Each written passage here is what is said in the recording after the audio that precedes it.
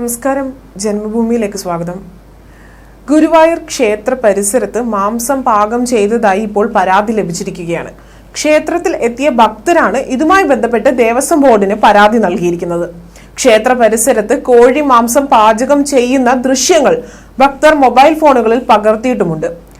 മത്സ്യ മാംസാദികൾക്ക് ഹൈക്കോടതി നിരോധനം ഏർപ്പെടുത്തിയ പരിപാവനമായ ഗുരുവായൂർ ക്ഷേത്രത്തോട് ചേർന്നുള്ള ഗുരുവായൂർ ദേവസ്വത്തിന്റെ നിർമ്മാണം നടക്കുന്ന ദേവസ്വം പഞ്ചജന്യം അനക്സ് കെട്ടിടത്തിലാണ് തൊഴിലാളികൾ മാംസം പാകം ചെയ്തതായി പരാതി ഉയർന്നു വന്നിരിക്കുന്നത്.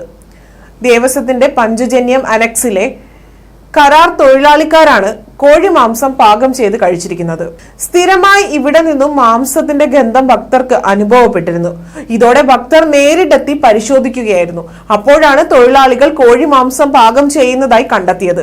ഉടനെ വിവരം ദേവസ്വം ബോർഡ് അധികൃതരെ അറിയിക്കുകയായിരുന്നു ഉണ്ടായത്. എന്നാൽ പരാതി കിട്ടിയിട്ടും ദേവസ്വം ബോർഡ് നടപടി സ്വീകരിച്ചില്ല എന്ന് ഭക്തർ പറയുന്നുണ്ട്. സംഭവത്തിൽ ഭക്തരിൽ നിന്നും ശക്തമായ വിമർശനവും പ്രതിഷേധവും ഉയരുന്നുണ്ട്. അനക്സിലെ ഗ്രൗണ്ട് ഫ്ലോറിലാണ് തൊഴിലാളികൾക്കായി കോഴി മാംസവും ഉരുളക്കിഴങ്ങും ചേർത്ത് കറിയുണ്ടാക്കിയത്.